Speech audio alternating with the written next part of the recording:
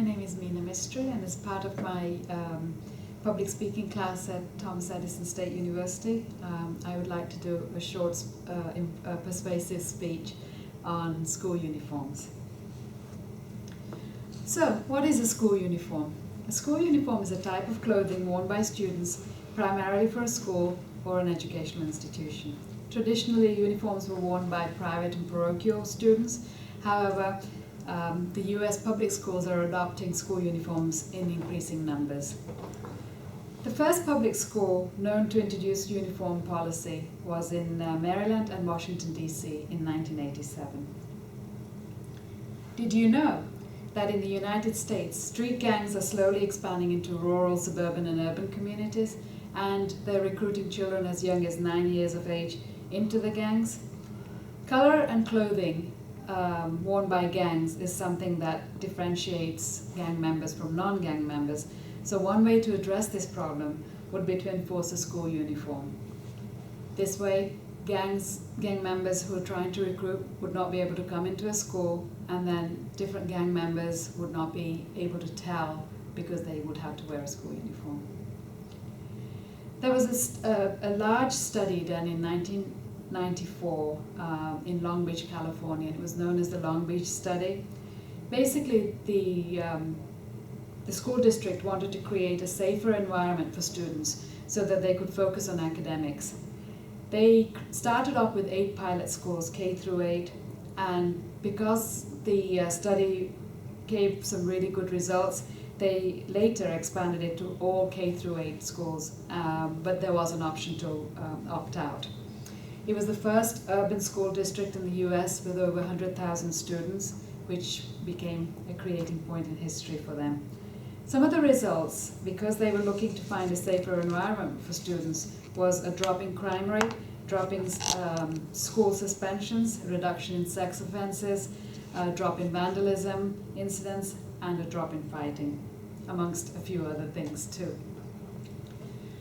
At that point, there were a few parents that were very much against this mandatory school uniform policy, and they sued the school district. However, the case was dropped because there was that provision that students could opt out of this policy. 85 students out of one school took advantage of the opting out, and then the other schools, there were 5 or less. So I think parents slowly got used to it, or it was accepted. Later, 203 out of the 530 school districts adopted the school uniform policy in 1995.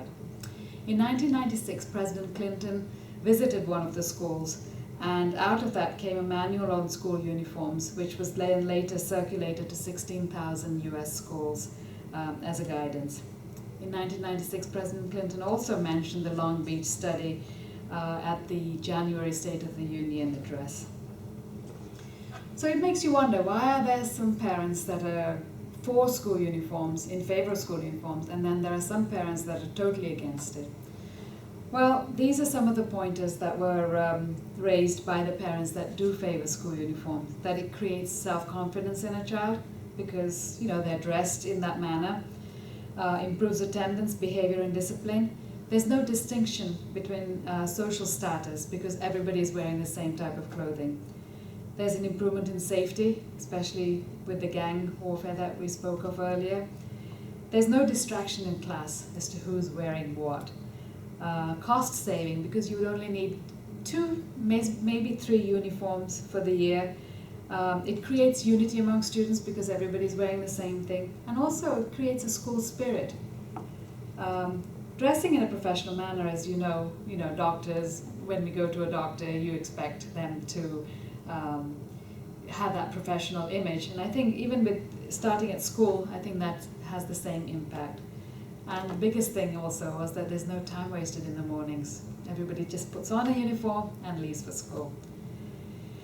Then, like I said, there are parents that feel that school uniform should not be mandatory, and their reasons being that they believe that the students cannot express themselves with the way they dress. They believe it also violates the freedom of expression, the protection from the free speech clause in the First Amendment of the US Constitution. They also believed that uniforms would stifle the creativity and the artistic ability of the students. So, that's their belief. Cost of uniforms was their argument. However, this can be, this can be taken in two ways depending on where you get the uniforms from. And the other thing they said was the school uniforms were uncomfortable. I personally have a history or experience with regards to school uniform because I grew up in the UK. When I was at school, high school uniform was mandatory.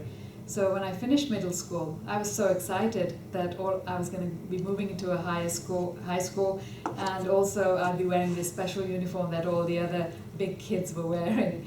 And I didn't really feel that I was pressured into wearing this uniform, but I just felt something very special having to wear this uniform. My two young children were also born in the UK, and at that point when they started school, uniforms were mandatory right from the beginning. So they were in a small school, and they started off with the pants and the buckle, the belts and the button-up shirts and the ties. However, later I think the school uniforms decided that to make it easier for these students to the younger students to change for gym and PE, they would introduce a more relaxed uniform. So they introduced sweatpants, sweatshirts, polo shirts, and even sneakers rather than the lace-up shoes.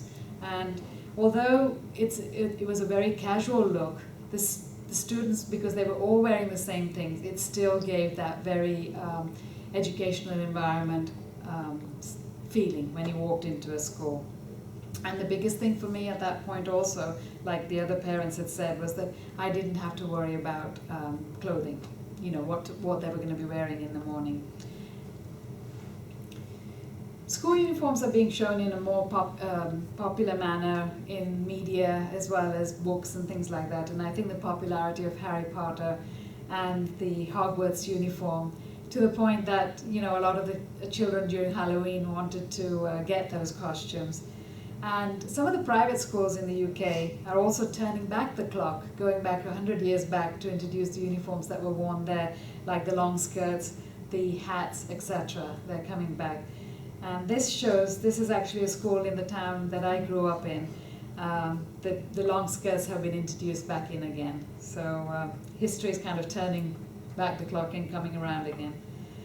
So, food for thought, what would you like to take back with you? I understand that this is a controversial topic. However, I believe that there are more advantages than disadvantages in having a school uniform. Almost 1 in 5 US public schools now requires students to wear a school uniform. And I think parents need to remember that the most important thing is that schools are for learning. Uniforms equalize economic diversity and reduces social stigma. There are different ways to express yourself in thought, word, and deed, as well as what you dress. Children are able to wear what they want in the evenings and weekends anyway. 20 years later, from the Long Beach study, things have not changed that much. However, there are people that argue that I don't think that study really holds much ground.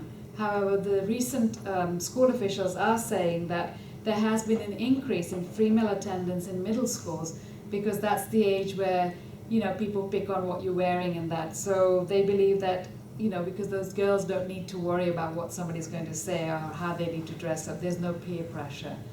And one of the negative things they found was that some of the schools who have a non-uniform day policy, they were able to find that some of the children did not come into school on that day, on the non-uniform day, because they didn't have the clothing that some of the other children were wearing.